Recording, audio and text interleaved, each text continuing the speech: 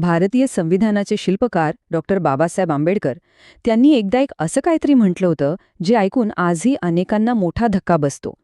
तर नेमकं काय होतं ते विधान आणि त्यामागे इतका सखोल विचार काय होता? चला आपण मिळून याचा शोध घेऊया. हे आहे ते विधान. राम आणि कृष्ण देव नाहीत, तर केवळ कथा आहेत.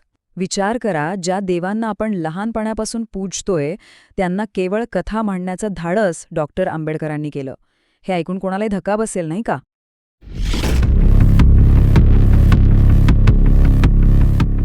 पण इथेच तर खरा प्रश्न सुरू होतो. ज्या व्यक्तीने भारताचं संविधान लिहिलं त्या व्यक्तीने असा दावा का केला असेल? ते धर्मविरोधी होते का? की त्यांना कोणत्यातरी फार मोठ्या सत्याकडे आपलं लक्ष वेधायचं होतं? आपण आज याच सत्याच्या मुळाशी जाणार आहोत. सगळ्यात आधी एक गोष्ट लक्षात घ्यायला हवी, आंबेडकरांनी हे विधान असं सहज किंवा अचानक केलेलं नव्हतं. नाही, यामागे होता अनेक वर्षांचा अभ्यास, सखोल चिंतन आणि समाजाचा अगदी जवळून घेतलेला अनुभव. आंबेडकरांसाठी धर्म म्हणजे फक्त देवळात जाऊन पूजा करणं इतकंच मर्यादित नव्हतं. त्यांच्या मते धर्म ही एक प्रचंड मोठी सामाजिक शक्ती आहे, जी समाजाची पूर्ण रचना ठरवते. आणि जर हीच शक्ती माणसामाणसात भेदभाव करत असेल तर त्यावर प्रश्न विचारणं हे आपलं कर्तव्य आहे, असं ते मानत. आणि म्हणूनच त्यांनी धार्मिक ग्रंथांचा अभ्यास एका पूर्णपणे वेगळ्याच नजरेतून केला, जो आपल्यासारख्या सर्वसामान्यांपेक्षा खूप वेगळा होता. त्यांची पद्धतच वेगळी होती. म्हणजे बघा, त्यांनी धार्मिक ग्रंथ वाचले, पण एका भक्तासारखे नाही. त्यांनी ते एका न्यायाधीशाच्या नजरेतून वाचले. प्रत्येक कथा, प्रत्येक श्लोक त्यांनी फक्त एकाच तराजूत तोलून पाहिला, याचा माणसावर, मानवतेवर काय परिणाम होतोय. आणि त्यांच्या या कठोर विश्लेषणामागे त्यांचं स्वतःचं आयुष्य उभं होतं.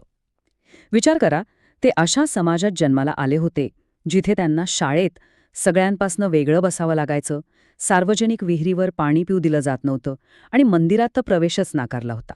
आणि हे सगळं कशाच्या नावाखाली? तर धर्माच्या नावाखाली.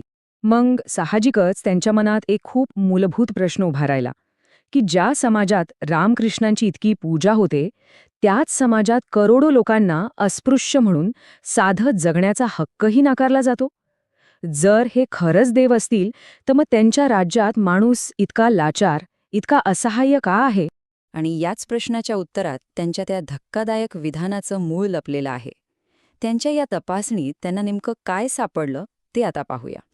त्यांच्या विश्लेषणातून एक गोष्ट अगदी स्पष्ट झाली.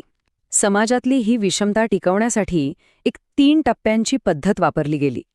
पहिली पायरी होती समाजाला जातींमध्ये वाटून टाकणे. दुसरी पायरी ही विभागणी म्हणजे देवाची इच्छा आहे असं सांगून तिला पवित्र बनवणे.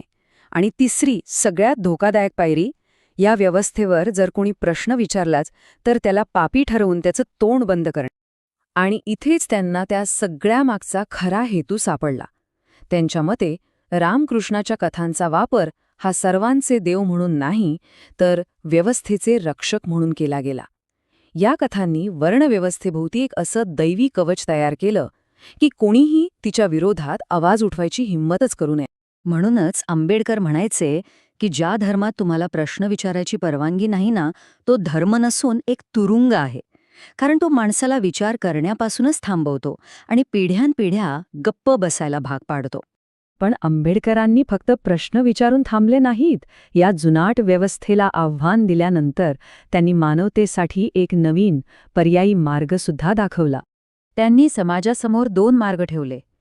एक मार्ग होता श्रद्धेचा, जो देवाच्या इच्छेच्या नावाखाली विषमतेला स्वीकारायला शिकवतो. आणि दुसरा मार्ग होता चेतनेचा, जो गौतम बुद्धांप्रमाणे विवेकाच्या आधारावर समानतेचा शोध घ्यायला शिकवतो. एक मार्ग गुलामीकडे नेतो, तर दुसरा स्वातंत्र्याकडे. आणि म्हणूनच आंबेडकरांनी आयुष्यात 2 गोष्टींना सगळ्यात जास्त महत्त्व दिलं. एक म्हणजे गौतम बुद्धांची शिकवण, जी भीतीवर नाही तर बुद्धीवर आणि करुणेवर आधारित होती. आणि दुसरं म्हणजे आपलं भारताचं संविधान, जे कोणालाही जन्मावरून श्रेष्ठ किंवा कनिष्ठ मानत नाही, तर कायद्यासमोर सर्वांना समान मानतं, समान अधिकार देतो. त्यांचं ध्येय अगदी स्पष्ट होतं. त्यांना असा धर्म, अशी व्यवस्था हवी होती जी माणसाला सन्मानाने, ताठमानेने उभं राहायला शिकवेल, कोणासमोर गुडघे टेकायला नाही, जी व्यक्तीला सक्षम बनवेल, लाचार नाही. आता आपण या विश्लेषणाच्या शेवटच्या आणि सगळ्यात महत्त्वाच्या टप्प्यावर आलो आहोत. हे समजून घेणं खूप गरजेचं आहे की आंबेडकरांचं खरं लक्ष्य कोण होतं. एक गोष्ट आपण स्पष्टपणे समजून घेऊया, आंबेडकरांचा हल्ला कोणाच्या वैयक्तिक श्रद्धेवर अजिबात नव्हता किंवा त्यांना राम आणि कृष्णाचा अपमानही करायचा नव्हता. तर मग त्यांचं खरं लक्ष काय होतं? ती व्यवस्था, ती सामाजिक उतरंड, जी देवाच्या नावाखाली माणसावर अन्याय करत होती आणि त्याला पिढ्यानपिढ्या गप्प बसायला लावत होती. आंबेडकरांचा हल्ला त्या भीतीवर होता, त्या जबरदस्तीच्या मौनावर होता. आणि खरं तर हेच या संपूर्ण विश्लेषणाचं सार आहे. जेव्हा आंबेडकर म्हणतात की राम आणि कृष्ण देव नाहीत, तेव्हा ते देवाला लहान ठरवत नसतात, तर ते माणसाला मोठं करत असतात. ते मानवतेचा दर्जा उंचावण्याचा प्रयत्न करत होते. आणि जाता जाता एक शेवटचा प्रश्न. आपल्यासाठी काय जास्त मोठं असायला हवं? देवाच्या नावाने बनवलेली एखादी व्यवस्था की त्या व्यवस्थेत जगणारी माणसं आणि त्यांची मानवता? यावर विचार नक्की करा.